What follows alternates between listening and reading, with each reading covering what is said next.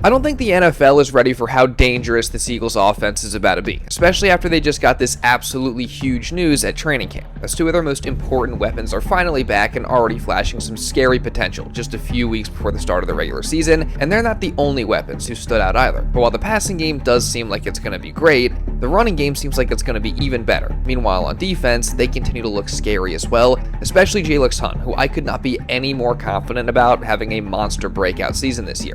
Plus, it seems we're closer than ever to having an answer to the QB2 battle, and we got some surprise injury news involving a couple of offseason stars. So let's talk about that and all the other latest news from Eagles camp starting right now. Well, it's crazy to say this, but Eagles training camp is winding down. This is the final week of camp for the Birds before roster cutdown day. We had a practice yesterday, or Monday for those watching this later. We also got the Birds' annual public training camp practice at the link tonight, so that's going to be super interesting and eventful. And then we got one more practice on Wednesday at 3 p.m. before the Birds' preseason finale against the Bengals on Friday, and then roster cutdown day is on Sunday, with the deadline being at 6 p.m. So again, things are winding down, but this is definitely going to be a really busy week for the Eagles, and I'm going to be covering it all here on this channel. So make sure you guys subscribe and turn on notifications so you don't miss anything. Now, before we can worry about the public training camp practice at the link tonight, which is always fun, we got to talk about practice on Monday, because some absolutely huge news came out of that, and it changes everything for the Birds going into the season. But before we can get into the biggest story,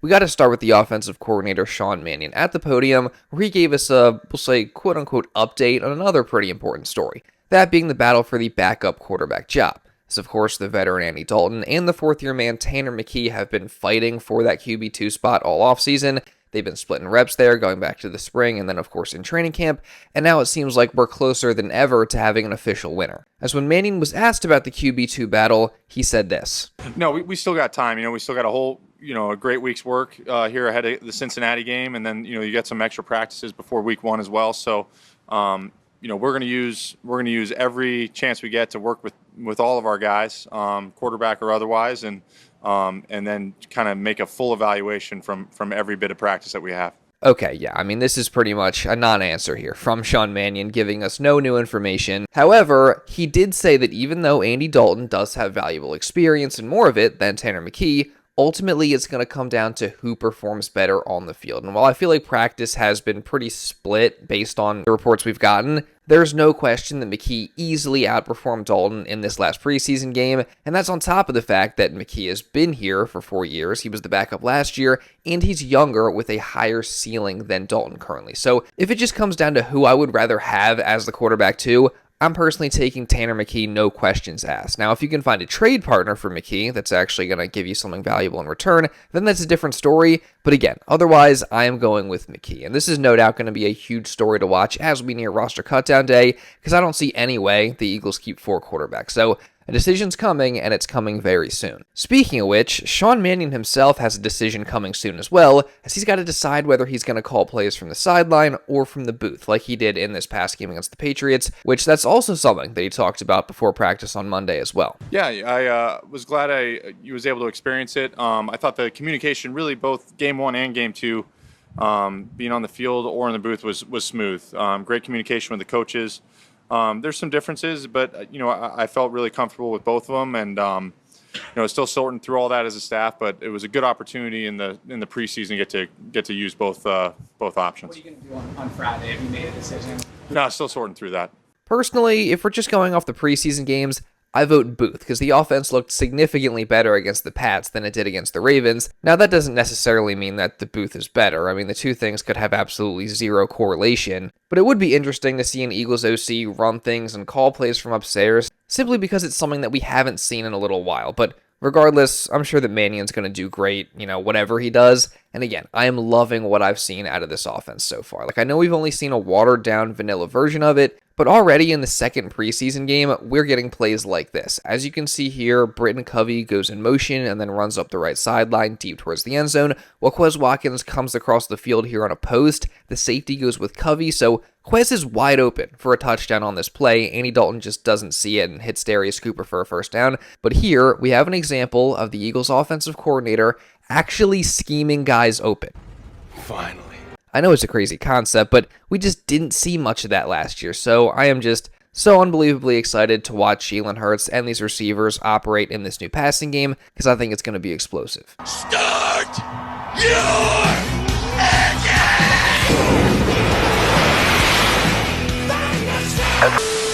We'll talk about the passing game in just a minute, but I'm honestly equally excited to watch the Birds' revamped running game, maybe even more so, after Lane Johnson said that he expects Saquon and the O-line to get back to 2024 form when it comes to running the football. Last time I checked, the Eagles won the Super Bowl that year largely because of the running game, so yeah, sign me up for that. That's you. That's you. Come on. That's you. All of us, man. I know it's all of us, but you don't understand the difference you made. In particular, though, it's going to be really interesting to see the changes in the running game and how this revamped outside zone scheme looks with Saquon and the starters. You know, obviously we've seen glimpses of it in the preseason with the backups, and it's looked really good. But with Saquon and the starters, I think the potential there is absolutely terrifying.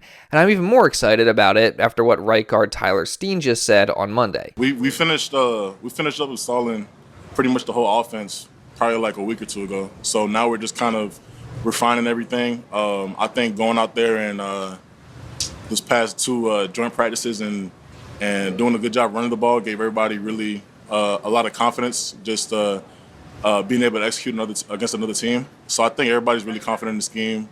I think it's just the little things, procedural stuff, trying to fine tune, little details here and there. But I think other than that, everybody's pretty confident in it. If those joint practices against the Patriots are any indication of how the Eagles' run game is going to look this year, then the NFL should be worried. Because let's not forget the Pats defense pretty much carried them to the Super Bowl last year, but Saquon and the Eagles reportedly ran all over them. And you can see that here in some of the clips from those practices. So, obviously it's practice. You can't overreact, but I don't know, man. Based on everything we've seen and everything we've heard recently about the running game, it sounds like it's going to be back to elite levels in 2026. Now, unfortunately, the Birds' backup offensive line did get a little bit banged up following the preseason game on Saturday, as both Willie Lampkin and Markel Bell missed practice on Monday, Lampkin with a stinger and Bell with a thumb and leg injury, so obviously that's a shame because both those guys have just been absolutely balling out in preseason and during camp. It's not like they're at risk of not making the roster now, specifically in Lampkin's case because, Bell was never not going to make it. But regardless, you just hate to see both those guys go down with injuries because they've been playing so well. And both guys are going to play important backup roles this season. So hopefully the injuries aren't too serious and they're back as soon as possible. And then also, some more not so good injury news. Eli Stowers missed practice with a hamstring injury on Monday. And if Smitty and Makai Lemon are any example, then you know that a hamstring injury more than likely isn't some tiny issue that's going to go away in a few days. So obviously, terrible news for Stowers. And, he's kind of in a different situation than Lampkin and Bell were because, the rookie tight end, he's not had a good summer. He's actually been the subject of a lot of criticism because of his slow start, whether it be his struggles as a blocker or just his lack of production as a receiver during practice and in the preseason. But I feel like, as Anthony DeBona pointed out, he's at least been trending in the right direction as a blocker and in other areas. So for him to go down now definitely is not great timing for him. Now, personally, I think everyone needs to chill out on Stowers. Like, at the end of the day, he's a rookie. We're very early on here. I think we just need to give it time. He's going to be okay. But again, the injury is not ideal, so hopefully he gets healthy as soon as possible. Luckily for the Eagles, though, the two guys that have been out with hamstrings for a long time are finally back, as the big story of the day on Monday was the official return of both DeVonta Smith and Makai Lemon. And yes, technically they both quote-unquote returned last week at various times and were listed as limited participants in practice, but they really didn't do much anything. They participated in individual drills, and that's about it. No team drills, no 1v1s during joint practices. So again, they were back, but they weren't fully back, but that changed on Monday.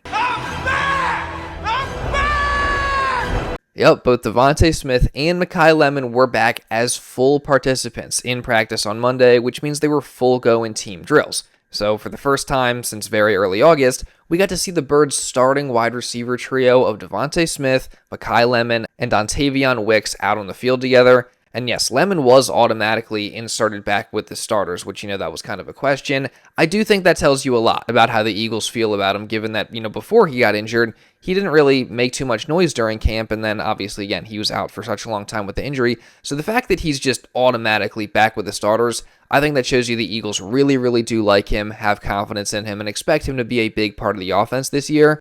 And on his first day back, Lemon did flash some of what he can bring to this offense, as the Birds got the ball in his hands on a screen pass, and apparently his burst was on full display, and the play was very reminiscent of the Britton Covey screen pass for a touchdown in the preseason game, with Lemon doing some damage and showing some juice with the ball in his hands. Now, at the end of the day, it's just a screen pass in practice. It's not the most impressive thing in the world. And he even had a play where Jalen Hurts apparently tried to hit him over the middle, and some reports were saying the timing and rhythm was off, or that it didn't quite hit him in stride. I don't know. It hit him in the hands, and it fell incomplete. So clearly Lemon still has plenty of work to do, and he's got to work his way back into things and really establish that connection with Jalen Hurts. But the potential is there. Like, if Lemon can stay healthy, the sky's the limit for what he can do in this offense. Like, we've talked so much this offseason about what Lemon brings. The route running and footwork's elite, which we can see in some of the drills here. His contested catch ability is huge. He's super dangerous with the ball in his hands after the catch. And he's super versatile and can line up all over the field. And we already know that Sean Mannion is reportedly planning on using him a lot in pre-snap motion. So even without the ball in his hands, he's creating havoc and confusion for the defense. But on top of all that, this guy clearly loves the game and has a great work ethic. And he's going to do whatever it takes to be successful. And that was on full display when he was out, still dealing with the injury. Yeah, mentally he's been super engaged. So I don't worry about that one bit with Makai. I know the work he's been putting in. Injuries, unfortunately, they happen in football. But he's been a total pro about his approach to rehab, his approach to the mental side of the game.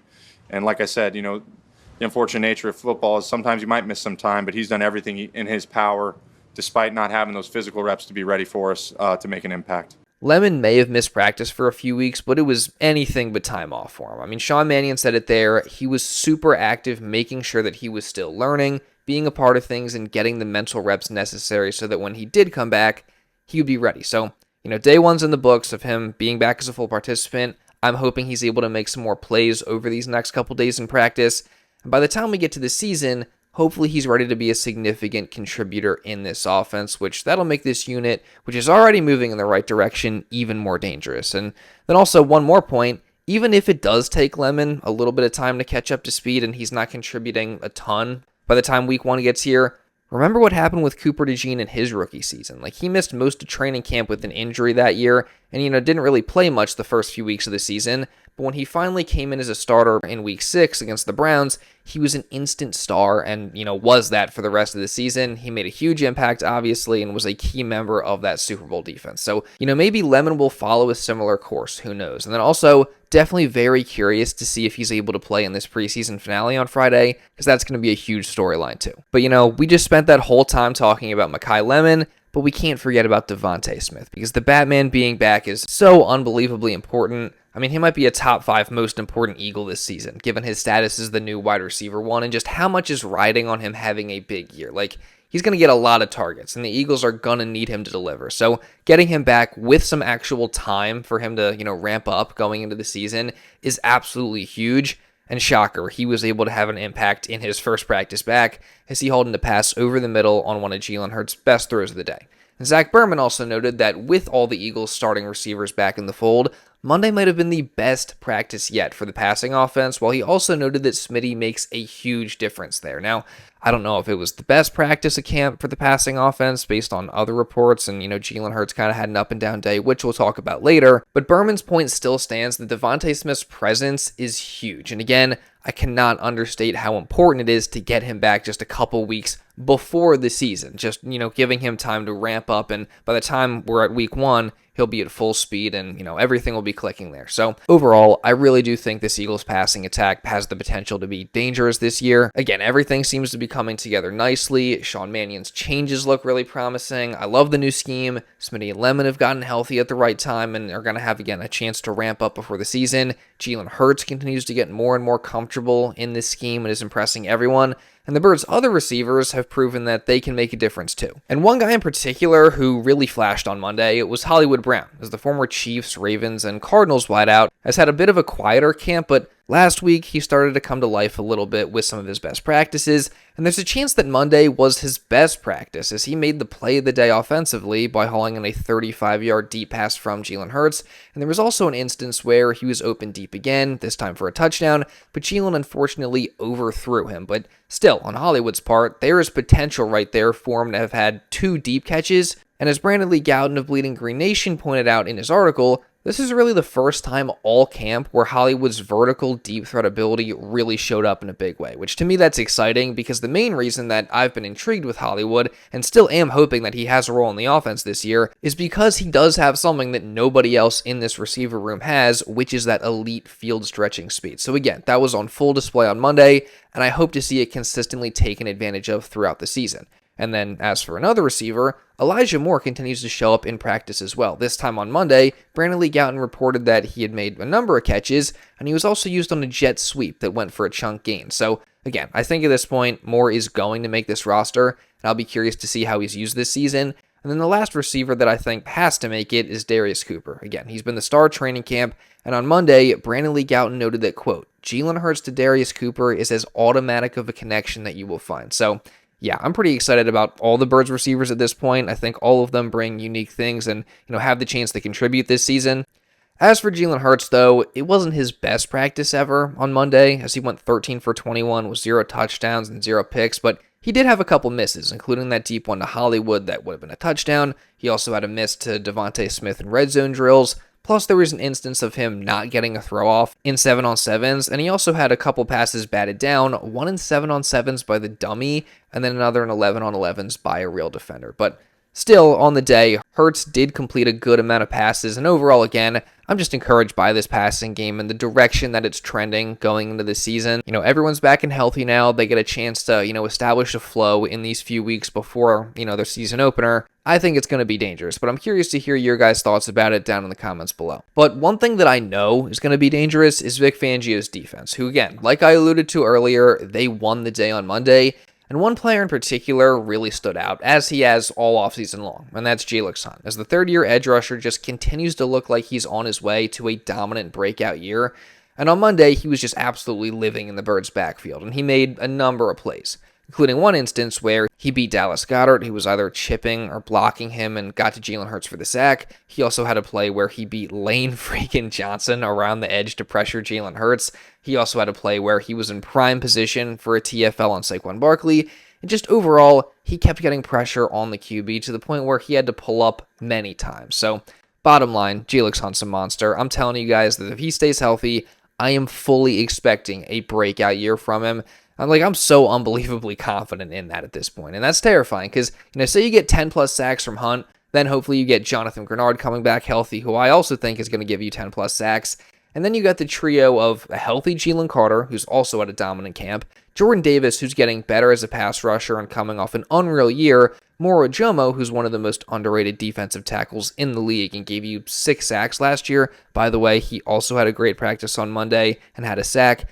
And then Nolan Smith, who I think is a little bit of a wild card, but he's also capable of giving you maybe 8 plus sacks. So I honestly think the potential is there for another season like 2022 in terms of just the sack numbers for this Eagles defense. So, I'm really excited about both sides of the ball. I think there's insane potential there with the pass rush and with the secondary and the passing game and the running game. Honestly, I'm just extremely optimistic about this team in general. And I cannot wait to have Eagles football back in 3 weeks. We're getting really close. So super excited about that. But in the meantime, again, there's a couple more practices this week. There's the preseason finale on Friday, and I'm going to be covering it all. So make sure you guys subscribe and turn on notifications so you don't miss any of it. Also, hit the like button because that does help me out a ton. Let's see if we can get to at least 500 likes today. Hit the hype button as well because that helps me out a ton as well. Leave a comment down below just regarding anything that I talked about in this video. And if you do want to watch another Eagles video going over their preseason game against the Patriots, you can check this out right here. And with all that being said, that's pretty much all I got for this one, guys. So thank you all so much for watching, and I'll see you in the next video.